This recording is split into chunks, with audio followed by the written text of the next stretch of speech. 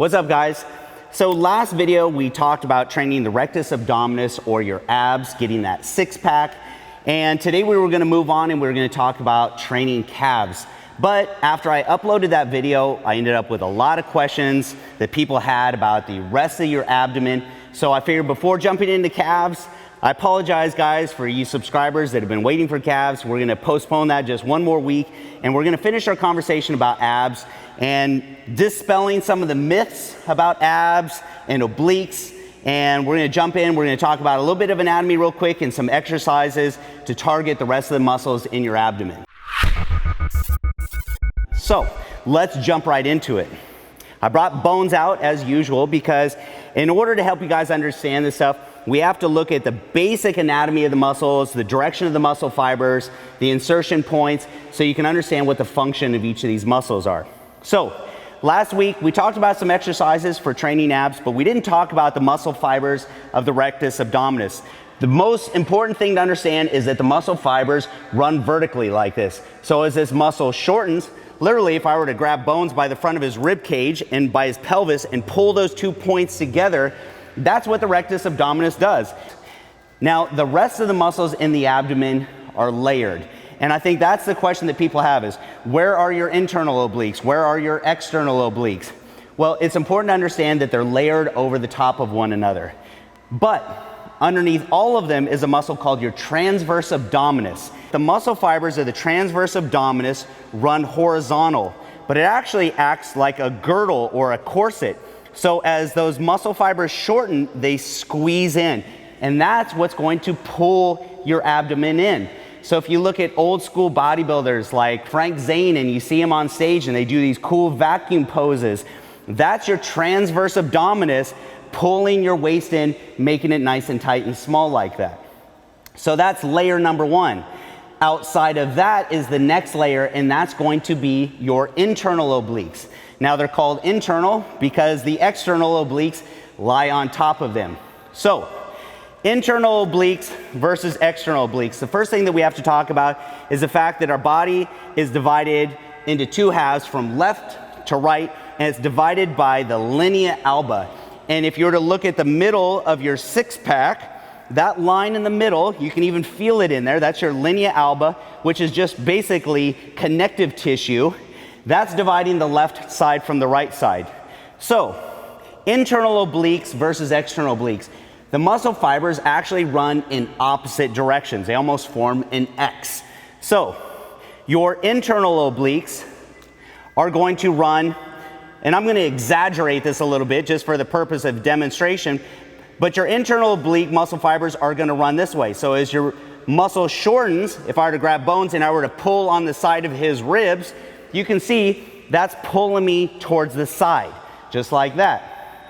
Now your external obliques, again exaggerating for the purpose of demonstration, are going to run opposite. So if internal run this way, your external obliques run this way.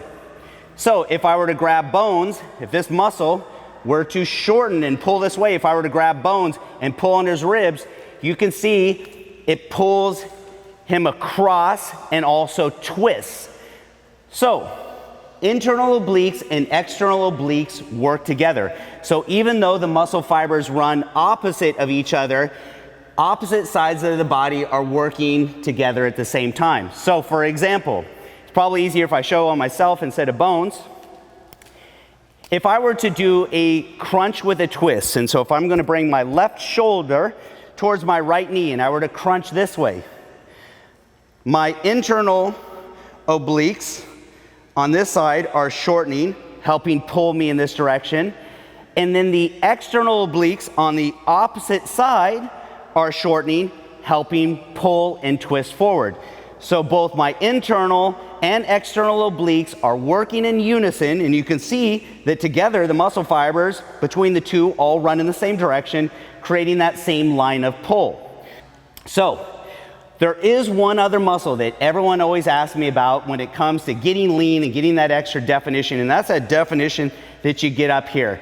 And that muscle is called your serratus. Now, the serratus is not an abdominal muscle, but it definitely contributes to that cool definition that everybody wants. So we'll talk about that muscle just for a second. Your external obliques connect on each of the bottom ribs, and that creates almost that fingered look. So when you see that definition that runs at an angle, that is going to be your external obliques. And as you get to the top, where the external obliques attach to the ribs, they intersect with another muscle, and that is going to be your serratus. Now the serratus also attaches to the ribs, but it originates from the back of the scapula. And so it attaches to each of the ribs like this. And what the serratus does is it shortens, it pulls your scapula forward. These muscles actually intersect. So if you've got these fingers coming back here from the serratus, and then you've got the fingers coming from the external obliques, they intersect like this. And that's what creates that cool serrated edge. Obviously, that's why it's called the serratus. It looks like the edge of a saw, but that's because of those muscles weaving together. So, even though it's not an abdominal muscle, it's still important to strengthen the serratus if you want to get that nice definition. So how do you strengthen the serratus? Well, knowing that it's going to pull your shoulder blade forward, one of the easiest ways, believe it or not, is going to be a push-up.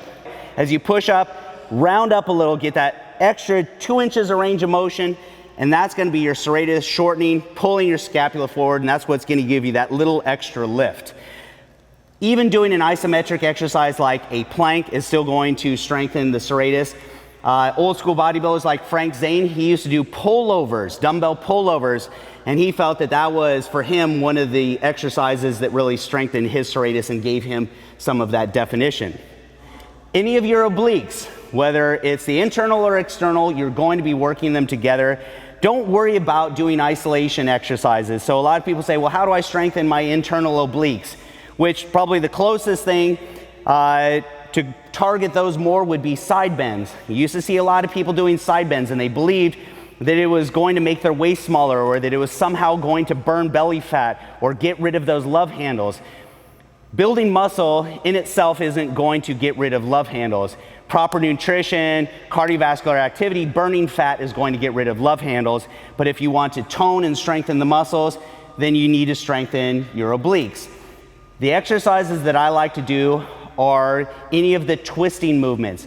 I'm not a big fan of twisting crunches, but that's one example. So as you crunch, you're gonna bring your right shoulder towards your left knee, and then the opposite. So that's gonna work your rectus abdominis and your internal and external obliques.